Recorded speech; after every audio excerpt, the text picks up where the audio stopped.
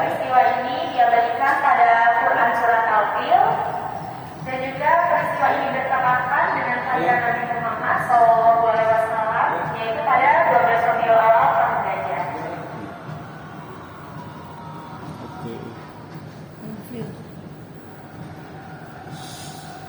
Dan kalau di sebelah kiri Bapak Ibu, di situ ada ilustrasi lukisan perjalanan pasukan gajah yang dilukis langsung oleh seniman di Jawa Barat.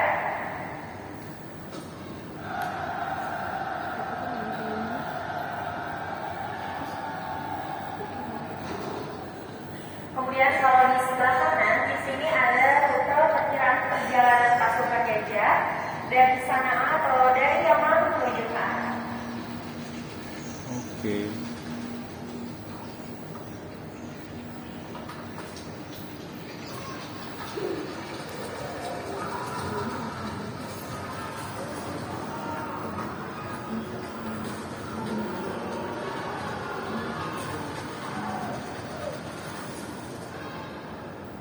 Baik, Bapak Ibu, mari kita melanjutkan lagi perjalanan kita ke fase yang pertama, yaitu fase pra-kenabian. Di sini nanti kita akan dibantu oleh Kak Sela. Terima kasih atas Julia dan selamat datang Ibu, Bapak, dan juga adik-adik di fase pra-kenabian. Di mana nanti di sini ada kisah-kisah Rasul sebelum beliau lahir sampai beliau itu akan lulus menjadi seorang utusan, seorang Rasul. Nah, di sini ada ayat yang menerangkan bahwasanya Nabi Muhammad ini dilahirkan sebagai rahmat bagi seluruh alam. Nah, ini mulai ketika beliau lahir, jadi tepatnya 2 bulan ketika Nabi Muhammad sedang dalam kandungan, Abdullah sebagai ayahnya ini wafat. Jadi ketika beliau lahir, Nabi Muhammad itu menjadi pelipur lara bagi Abdul Muthalib, kakeknya yang sudah kehilangan anaknya. Ini menjadi awal mula adanya kebahagiaan di kaum Quraisy. Nah, kita bisa lanjut ke sebelah sini. Nah, di sini juga telah tertulis pada kitab terdahulu. Jadi Nabi Muhammad ini sesuai dengan surat Al-A'raf ayat 157, nama beliaunya sudah ada di kitab-kitab sebelumnya, yaitu dalam kitab Taurat dan juga Injil. Nah, kita bisa lihat di sini ada kitab-kitabnya. Nah, jadi baik dari kitab Taurat ataupun kitab Injil yang menyerahkan atau yang menyebutkan nama sang nabi adalah di kitab-kitab yang bisa kita lihat di sebelah sini. Nah, di belakang juga kita bisa melihat ada silsilah dari Nabi Muhammad SAW.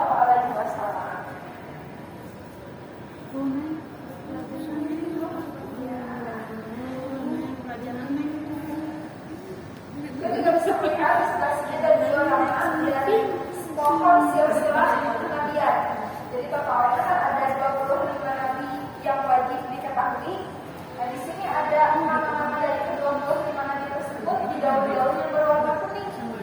Nah, mulai dari ujung sebelah sana itu ada nama Nabi Adam, dan terakhir di sebelah sini ada nama dari Nabi Muhammad SAW.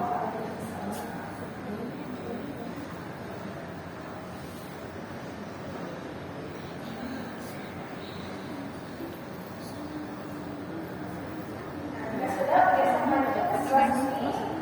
Kita akan melihat kisah-kisah di masa kecil Rasul. Yang pertama ada kisah ketika Nabi Muhammad tinggal bersama ibu susuan, yaitu Ibu Halimah. Jadi ketika itu di sini ada ilustrasinya ya, banyak hewan-hewan ternak. Nah, jadi kan tadi dijelaskan Nabi Muhammad itu lahir sebagai rahmat bagi seluruh alam. Jadi pada mulanya sebelum Siti Halimah ini dititipkan oleh Nabi Muhammad, keadaan hewan-hewan ternaknya ini pada kurus-kurus dan tidak banyak. Namun setelah mengasuh Rasul, Allah memberi sebuah keajaiban, banyak sekali. Jadi kita lihat ya, banyak banget itunya hewan ternaknya, dan juga hewan ternaknya ini gemuk-gemuk. Itu menggambarkan bagaimana keberkahan yang dibawa oleh Nabi Muhammad Sallallahu alaihi wasallam. Nah, di sini ada cerita tentang kembali ke pangkuan ibundanya, yaitu Ibunda Aminah. Nabi Muhammad ini kembali ke pangkuan ibundanya di umur 4 tahun dan tinggal bersama Siti Aminah hingga berumur 6 tahun. Karena di umur 6 tahun ini Siti Aminah meninggal, dan langsung di sini pola asuhnya dilanjutkan oleh kakeknya, yaitu Abdul Muthalib. Nah, tinggal bersama Abdul Muthalib ini juga selama 2 tahun, dan selama proses tinggal bersama Abdul Muthalib ini Nabi Muhammad SAW mendapatkan banyak sekali keistimewaan, karena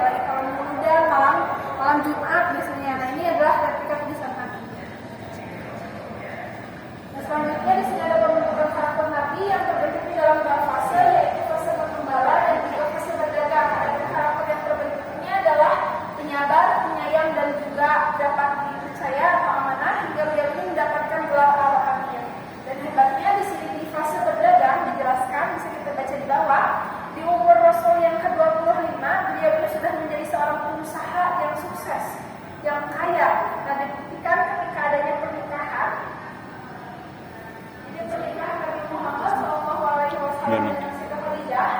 Di sini ada cerita tentang awal mula pertemuannya. Nah, di sini boleh cek info kalau ibu bapak ada yang mau melihat. Jadi awal mula pertemuannya karena Nabi Muhammad SAW ini membawa barang dagangan milik Siti Khadijah. Nah, ketika itu Nabi Muhammad membawa batik banyak banget.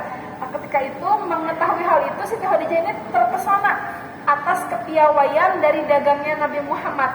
Makanya dari situ dilanjutkan ada proses lamaran, lalu sampai ada pernikahan, dan ada juga anak-anak Nabi Muhammad yang 6. Nah, untuk lebih jelasnya kita bisa membaca di sebelah sini. Jadi mahar yang diberikan oleh Nabi Muhammad ketika menikahi Siti Khadijah adalah 20 ekor unta dan juga 12,4 ons, bukan gram lagi tapi ons emas lagi. Aduh, masya Allah. Namun di sini kita bisa lihat kesederhanaan dari Rasul. Jadi walaupun tadi Rasul itu kaya, Siti Khadijahnya juga kaya, tapi untuk masalah kehidupan sehari-hari beliau tetap sederhana. Di sini ada replika dari tempat ini dan juga pakaian dari Rasul. Ini kita bisa lihat ya, menizim ini lusuh. Pokoknya sederhana banget, Rasul itu sesederhana ini. Nah, di sini juga kita punya teknologi augmented reality yang mana akan menggambarkan suasana rumahnya Siti Khadijah dengan Nabi Muhammad SAW. Jadi kalau di tab atau di iPad yang dipegang oleh Kak Lia itu keadaannya lebih hidup, ada orang-orangnya dan lain sebagainya.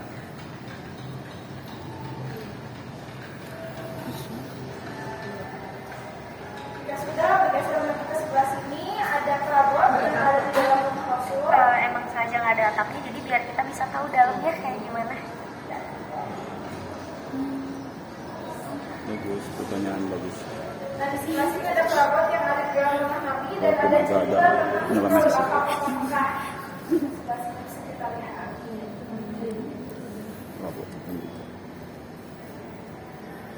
Jadi kota Mekah ini ternyata dahulunya tidak ada penghuninya ataupun, dan mulai ada orang yang datang itu Nabi Ibrahim, Ibunda Hajar dengan Nabi Ismail. Nah, dari situ barulah ada kehidupan di kota Mekah. Jadi kota Mekah itu yang gersam, dari sananya gersam, jadi ada peristiwa yang bolak-balik Bukit Safa Marwah, ada mata air Zam-Zam. Nah, dari situ mulailah ada kehidupan di kota Mekah. Untuk lebih jelasnya kita bisa lihat sebelah sini. Di sini ada maket, jadi peradaban yang ada di kota Mekah jauh sebelum Islam datang. Sebelah sini. Nah, jadi kurang lebih digambarkan suasananya itu seperti ini. Ada berhala-berhala di sekeliling Ka'bahnya, yang mana berhala-berhala tersebut disembah oleh kaum Quraisy dan juga orang-orang sebelumnya. Nah, di sini pun Ka'bahnya masih berbentuk seperti ini. Lebih jelasnya, nah kita bisa lihat ada kondisi Ka'bah dari masa ke masa sebelah sini, yang mana pemugaran Ka'bah ini pertama kali diadakan pada usia Nabi ke-35. Nah, di sini yang awalnya Ka'bah seperti ini mengalami perubahan hingga bentuknya seperti ini dan diberi kiswah. Oke.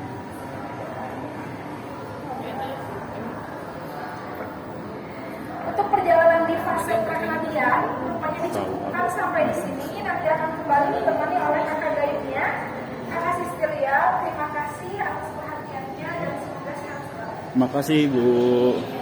Terima kasih, Kak Sela. Jadi, Ibu di depan kita sekarang sudah ada diorama dari Gua Hiro. Maka kita langsung masuk saja. Yuk. Gua Hiro. Ini Gua Hiro.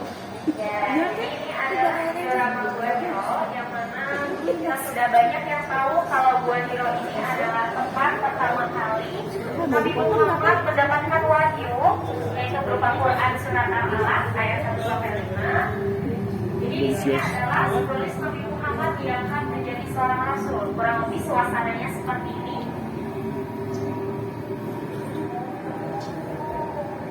Kemudian kalau Gua Hiro pada zaman Nabi itu yang aslinya lebih kecil, jadi sempit, hanya muat satu orang dewasa saja.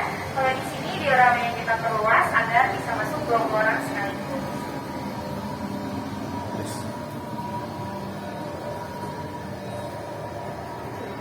Ya, baiklah, di sini sudah ada instalasi surat amalan.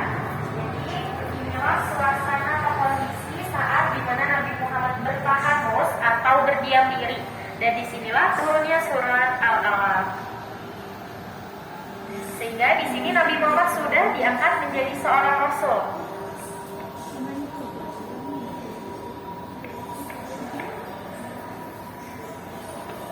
Kemudian kita akan memasuki fase yang kedua, yaitu fase Mekah. Di sini nanti akan ada kisah perjuangan dakwah Rasulullah. Kemudian ada kisah tahun kesedihan atau Amul Husni. Dan yang terakhir nanti ada peristiwa Isra Mi'raj. Boleh kita ke sebelah sini dulu, Bapak Ibu, Adik. Di sini kita akan masuk yang pertama perjuangan dakwah Rasulullah. Jadi Rasulullah saat diangkat menjadi seorang Rasul, beliau memilih untuk melakukan dakwah secara sembunyi-sembunyi selama 3 tahun.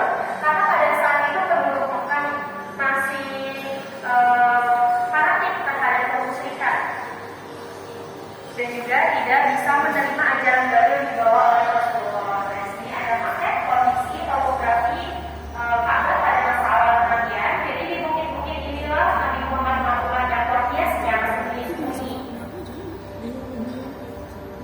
Kemudian dari dakwah sembunyi-sembunyi ini Rasulullah mendapatkan 40 orang yang masuk Islam dan 10 orang pertama yang masuk Islam yang dikenal dengan nama As-Sabiqun al-Awwalun, nama-namanya ada di sebelah sini. Yang mana As-Sabiqun al-Awwalun ini sudah dijamin oleh Allah masuk surga tanpa hisab.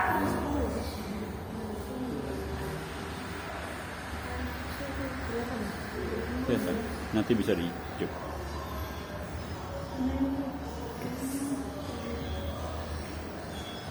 Kamu ada tugas juga?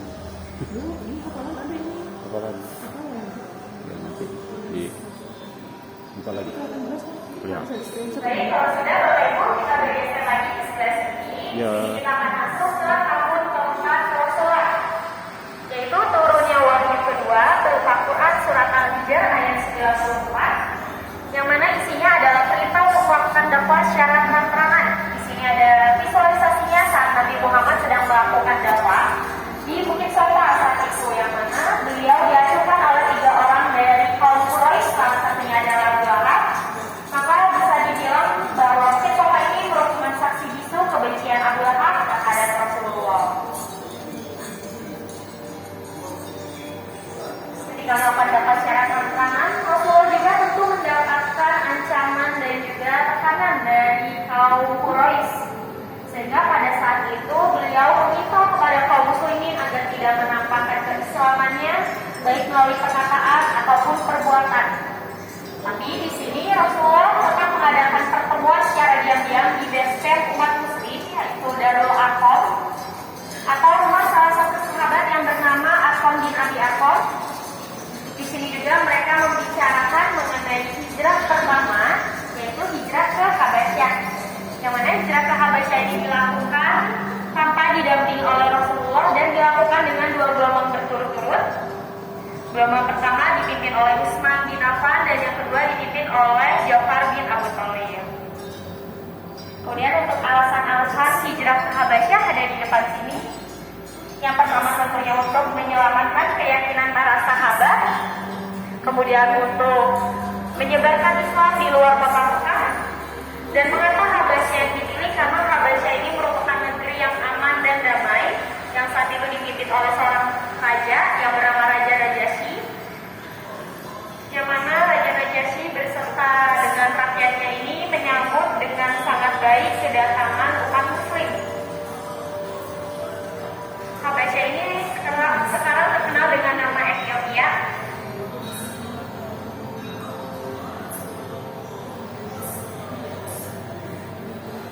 Ya, kalau sudah kita bergeser lagi ke sebelah sini, Bapak Ibu, di sini kita akan masuk ke tahun kesedihan Rasulullah atau Amul Husni, yang mana di sini Rasulullah ditinggal oleh 2 orang tercinta. Yang pertama sang paman yang mengasuh beliau dari beliau kecil, yaitu Abu Thalib yang wafat karena sakit, dan sayang sekali Abu Thalib wafat dalam keadaan tidak memeluk agama Islam. Jadi beliau tidak sempat mengucapkan 2 kalimat syahadat. 2 bulan setelah wafatnya Abu Thalib disusul dengan wafat istri tercinta dari sebelah sini, yaitu Siti Khadijah yang wafat juga karena sakit setelah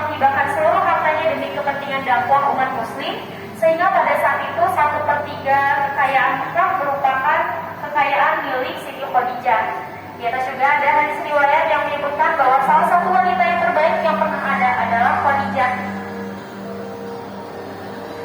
Kemudian di sini juga ada doa yang dipanjatkan oleh Rasulullah untuk istri tercintanya. Beliau merasa sangat sedih karena ditinggal oleh dua orang tercintanya dan juga ditinggal oleh dua orang yang berperan penting pada proses perjuangan dakwah beliau. Sehingga di tahun ini Rasulullah mendapatkan sebuah hiburan dari Allah berupa perjalanan Isra Mi'raj. Boleh ke sebelah sini Bapak Ibu, nanti di sini akan ada ilustrasi perjalanan Isra Mi'raj yang dilakukan oleh Rasulullah, yaitu perjalanan dari Masjidil Haram menuju Masjidil Aqsa dan dari Masjidil Aqsa menuju ke Sidratul Muntaha, atau kalau tertuju hanya dengan waktu 1 malam.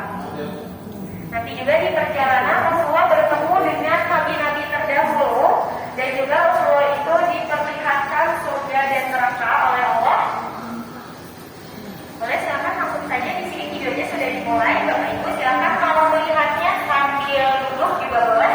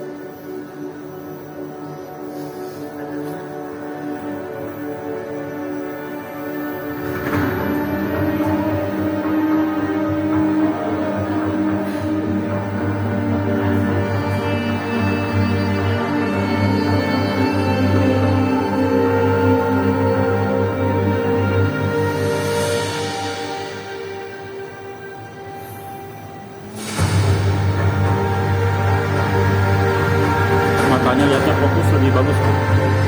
Fokusin mata kita, kelihatannya lebih hidup.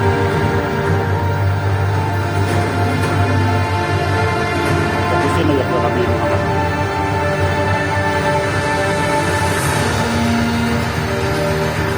Terasa nggak?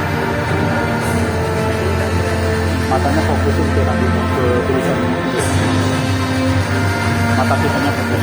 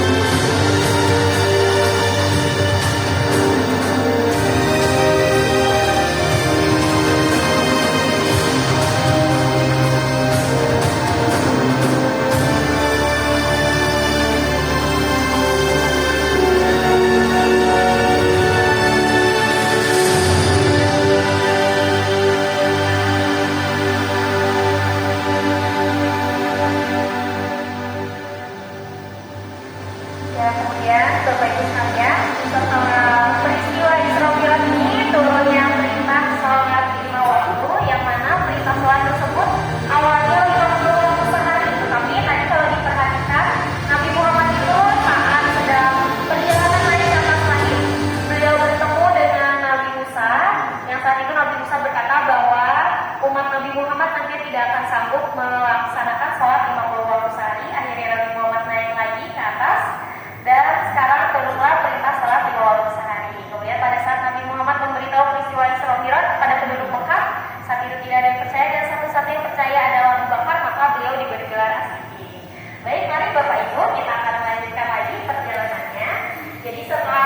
dua Israel juga, Rasulullah dan juga kaum muslimin semakin gencar untuk menyebarkan dakwah, begitu juga dengan kaum Quraisy yang semakin gencar menentang dakwah Rasulullah. Bahkan saat itu Rasulullah mendapatkan ancaman akan dibunuh, sehingga turunlah perintah untuk hijrah ke Madinah. Di sini juga ada perjalanan dari Mekah ke Madinah, yang mana rute perjalanan ini berbeda dengan biasanya karena hijrahnya ini secara diam-diam agar tidak ketahuan oleh kaum Quraisy pada saat itu. Boleh kita akan lanjut lagi ke fase yang ketiga. Silakan untuk turun, hati-hati Bapak Ibu, anak dan kecil.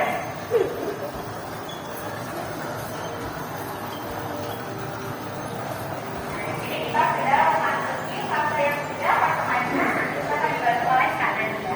Baik, terima kasih Talia. Selamat datang Ibu Bapak dan sekalian di fase yang ketiga dari Galeri Rasulullah ini, yaitu fase Madinah. Nah, sebelum sampai ke Madinah, Rasulullah ini sempat beristirahat di daerah yang bernama Kuba. Yang kemudian disinilah Rasulullah membangun masjid pertamanya, yaitu Masjid Kuba atau dikenal sebagai Masjid At-Taqwa. Yang bisa dilihat di sebelah sini. Di sebelah sini ada macam kawasan Masjid Kuba dan juga ada teknologi augmented reality yang bisa dilihat juga. Yang mana di sini terdapat orang-orang yang sedang melakukan sholat berjamaah. Karena pada saat itu Masjid Kuba ini dibangun atas dasar ketakwaan, gitu ya. Dan juga Masjid Kuba ini terkenal sebagai masjid kiblatain yang memiliki dua arah kiblat, yaitu ke Masjidil Aqsa dan juga ke Ka'bah atau ke Mekah, gitu ya. Dan di sebelahnya, sebelah sini juga terdapat tempat tinggal Rasulullah dan Masjid Nabawi, yang mana tempat yang diajar itu adalah tempat tinggal Rasulullah. Sama memiliki dua arah kiblat, yang Masjidil Aqsa dan Masjidil Haram.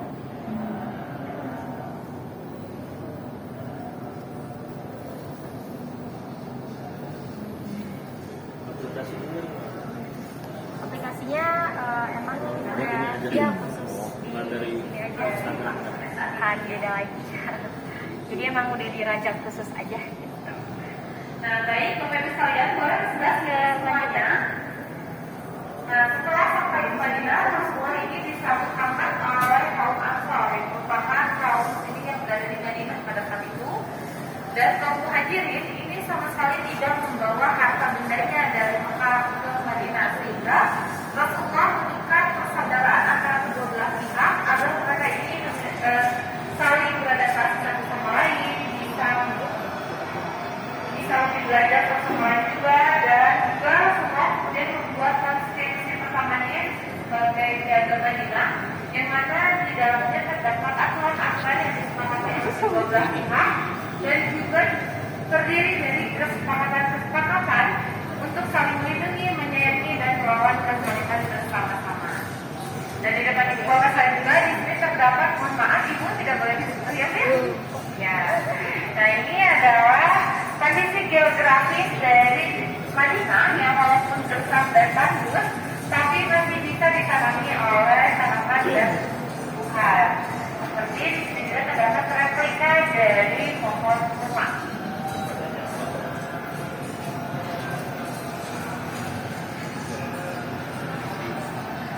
Nah, selanjutnya sudah juga terdapat panel yang menceritakan tentang perang Badar, yang mana perang Badar ini adalah perang pertama yang dilakukan oleh kaum muslimin untuk menyerang kaum muslim Quraisy pada saat itu, yang mana pada saat itu mereka ini kalah telak dalam jumlah, sehingga Rasulullah meminta bantuan kepada Allah, dan Allah menurunkan bantuan berupa pasukan Gaib yang dipimpin oleh malaikat Jibril pada saat itu, sehingga perang Badar ini dimenangkan oleh kaum muslimin. Nah, di sebelah sini juga terdapat replika pakaian perang yang digunakan Rasulullah, dan di sebelahnya terdapat dia nama perang Badar atau peralatan-peralatan perang yang digunakan oleh kaum muslimin pada saat perang Badar. Dan di panel yang berwarna hijau di depan, di sana terdapat paragraf mengenai perang lain yang Rasulullah alami bersama kaum muslimin.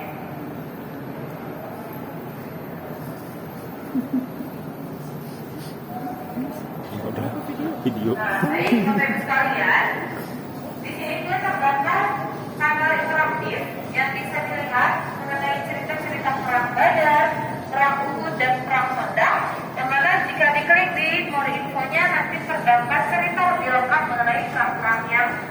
dialami Rasulullah. Maka ini adalah salah satunya adalah perang Uhud, yang mana perang Uhud ini adalah satu-satunya perang yang Rasulullah itu mengalami kekalahan.